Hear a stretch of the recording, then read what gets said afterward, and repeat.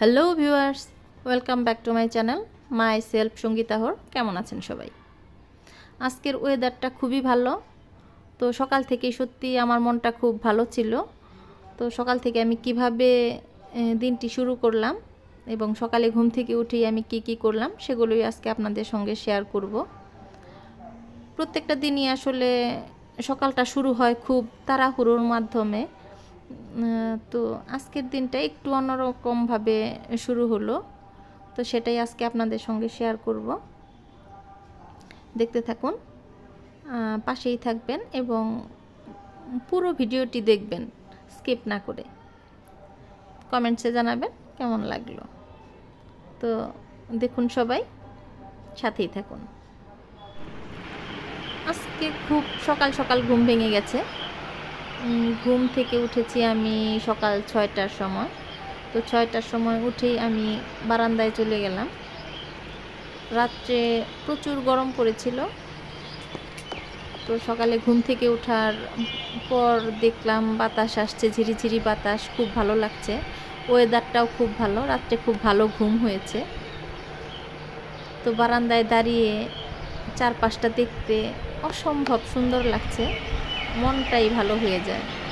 আর সত্যি কথা বলতে কি, খুব সকালে ঘুম ভাঙলে এমনিতেও মানুষের মন ভালো হয়ে যায়। তো আমি এখানে বারান্দার থেকে তারপর সামনে কিছুটা জায়গা আছে, সেখানে গেলাম। সেখানে গিয়ে আমি 15-20 মিনিট সময় একটু হাঁটবো। আসলে প্রত্যেকেরই উচিত প্রতিদিন সকালে অন্ততপক্ষে 20 থেকে 30 মিনিট সময় হাঁটা। আসলে সময়ের অভাবে আমাদের কারোই ওরকম করে যোগা বা ব্যায়াম করা হয় না। তো যদি এটা প্রতিদিনই করা যায়, একটু সময় মেনটেন করে হাঁটা বা ব্যায়াম করে নেওয়া যায়, তাহলে এটা আমাদের জন্য খুবই উপকারী।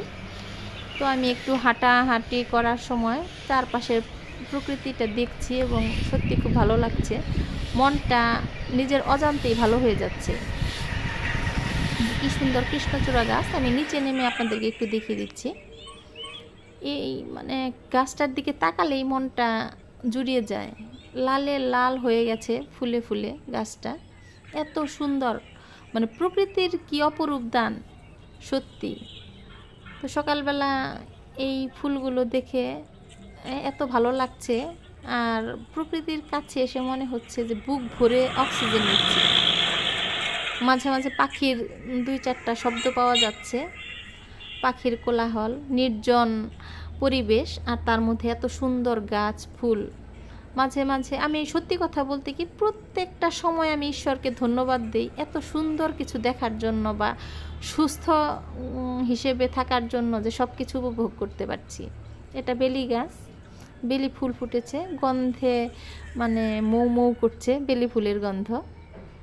আর এটা হচ্ছে কুড়ি ফুল গাছ, সাদা সাদা ফুল, সবুজে সাদা, খুব সুন্দর লাগছে।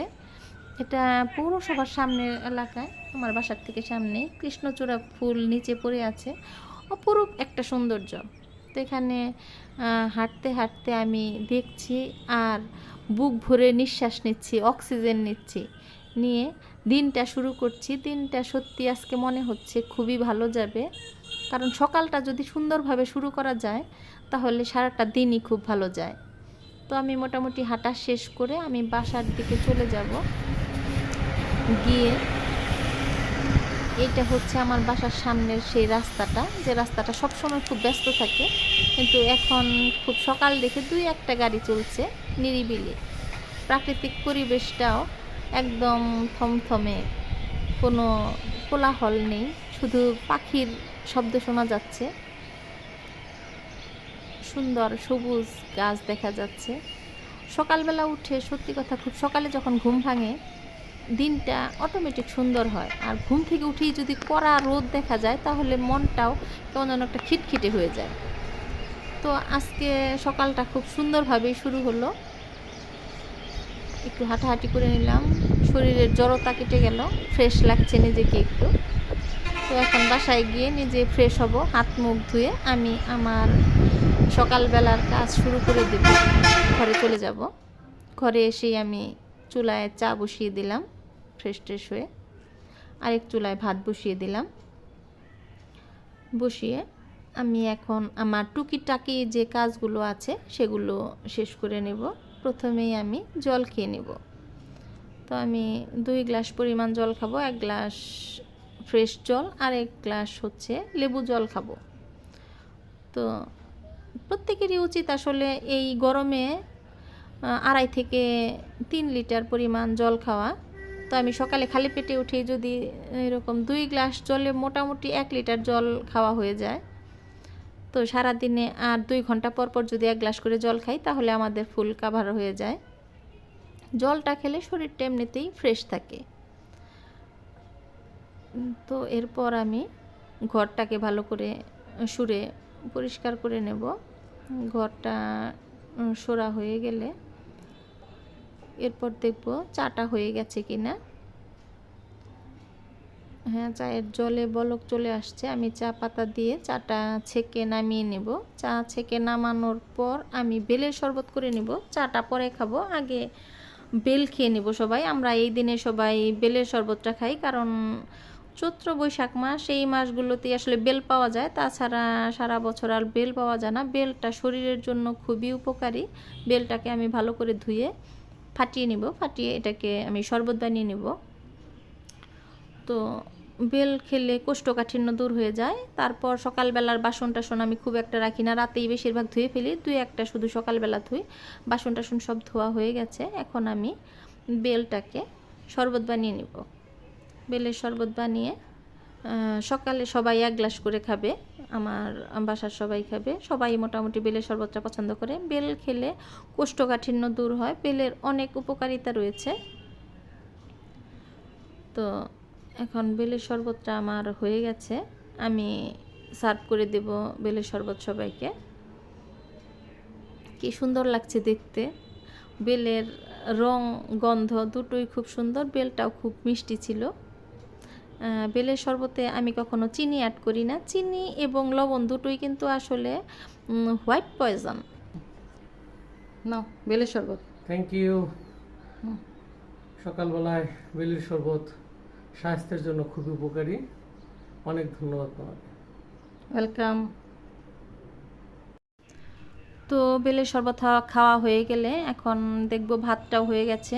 এরপর আমরা চা ছেঁকে নেব, চা ছেঁকে খেয়ে নেব। চাটা আসলে অভ্যাস হয়ে গেছে, সকালে আর বিকেলে 2 কাপ চা না খেলে ভালোই লাগে না, তো অভ্যাসবশতই চা খাওয়া। চা খেতে খেতে এই ফাঁকে আমি মাছ ভিজিয়ে নিয়েছি ফ্রিজ থেকে বের করে, আর মাছ দিয়ে রান্না করব লাউ দিয়ে।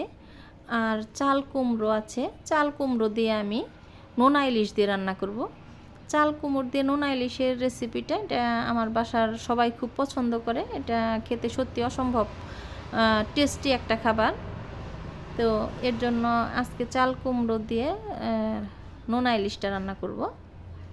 তো চা খাওয়ার পরে আমি চুলায় মাছ ভাজা বসিয়ে দিয়েছি, এটা দিয়ে লাউ দিয়ে রান্না হবে। আর আরেক চুলায় আমি টমেটো আর নোনা ইলিশ দিয়ে চাল কুমড়ো দিয়ে রান্না করে নেব। তো আমি রান্নাটা পুরোটা দেখাবো না, কারণ সময় খুব কম, আমাকে তাড়াতাড়ি রেডি হয়ে তৈরি হতে হবে। তো আমার লাউয়ের তরকারি হয়ে গেছে, এদিকে চাল কুমড়োর তরকারিও হয়ে গেছে।